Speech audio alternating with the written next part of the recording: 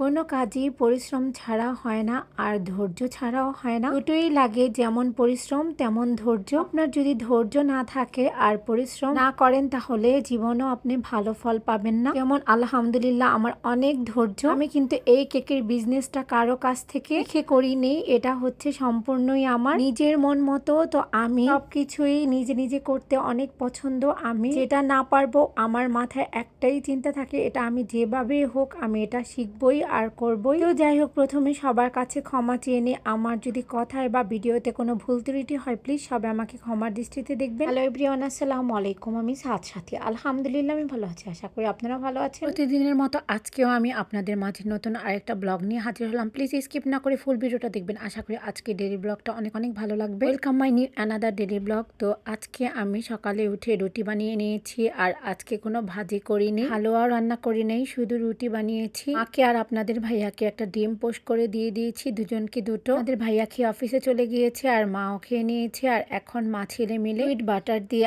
আমরা মা ছেলে মিলে নাস্তাটা করে নিলাম আলহামদুলিল্লাহ। আর আজকে দুটো কেকের অর্ডার ছিল, একটা হচ্ছে চকলেট ফ্লেভারের কেক, একটা হচ্ছে ভ্যানিলা ফ্লেভারের। তো ভ্যানিলা ফ্লেভারটা আমাকে একটা ডিজাইন পাঠিয়েছে, তো আমি এটা সেম টু সেম করে নিয়েছি। আমি কেকের বেসগুলো রাতেই রেডি করে নিয়েছি আর স্কটিং করে আমি ফ্রিজে রেখে দিয়েছিলাম। আর কালে নাস্তা বানানোর পরে আমি বাদবাকি কাজগুলো ফিনিশিং করেছি। আর এই তো এখন দুপুরের জন্য আমি কহি আলু দিয়ে ভাজি করে নিচ্ছি, যেহেতু আজকে আমাকে নিজেই ডেলিভারি করতে যেতে হবে। রান্না বান্নাটাও আমি সেরে ফেলছি। আর আজকে আমি কহি আলু দিয়ে ভাজি করেছি আর পটলের তরকারি রান্না করেছি। তো এটা আমি আপনাদের সাথে একটু দেখিয়ে দিলাম, আর একটু কহি ভাজিটা দেখিয়ে দিচ্ছি। আর কহি যেহেতু কম ছিল সাথে আমি একটি আলু দিয়ে দিয়েছি, তো আমার ভাজি কমপ্লিট। আর হচ্ছে আলহামদুলিল্লাহ আমাদের দুপুরের খাওয়া ডান। আর আজকে যে দুটো কেক বানিয়েছি, একটা চকলেট ফ্লেভার আর একটা হচ্ছে ভ্যানিলা ফ্লেভারে, তো সেই দুটো কেক আমি আপনাদের সাথে শেয়ার করছি। আজকে এই দুটো কেকের মধ্যে আপনাদের কোন কেকটা ভালো লেগেছে প্লিজ কমেন্ট সেকশনে কমেন্ট করে জানাবেন, আপনাদের কমেন্টের অপেক্ষা করব। কিন্তু দুটো কেক আমি আপনাদের সাথে দেখিয়ে দিলাম। আর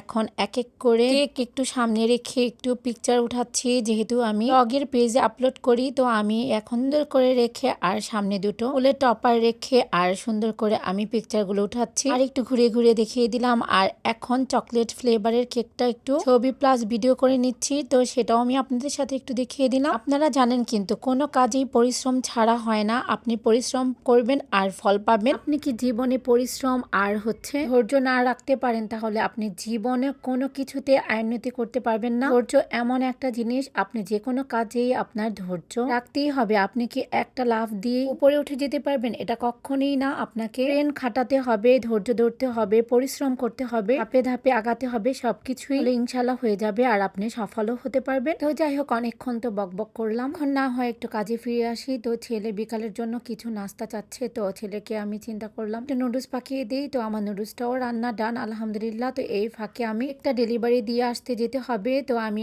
এখন কেকটাকে বক্সে ভরে ফেলছি আর এসে ছেলেকে নাস্তা দেবো। আমার নুডলস রান্না করাও ডান আর আমি এখন চলে যাচ্ছি কেকটাকে ডেলিভারি করতে। তো কেকটা ডেলিভারি করে এখন বাসায় চলে এসেছি আর এখন মা ছেলে মিলে বিকালের নাস্তাটা করে নিই। আজকে ডেলি ব্লগটা যদি আপনাদের সবার কাছে ভালো লেগে থাকে please like comment and share করতে ভুলবেন না, কিন্তু ফলো বাটনে ক্লিক করতে কিন্তু ভুলবেন না, এন্ড ইউটিউব চ্যানেলটাকে লাইক এবং সাবস্ক্রাইব করবেন। আর আজকের ব্লগটা যদি আপনাদের সবার কাছে ভালো লেগে থাকে প্লিজ কমেন্ট সেকশনে কমেন্ট করে জানাবেন, আপনাদের কমেন্টের অপেক্ষা করব। কিন্তু আজকে ডেলি ব্লগটা এখানেই শেষ করছি, ভালো থাকবেন সবাই, আল্লাহ হাফিজ।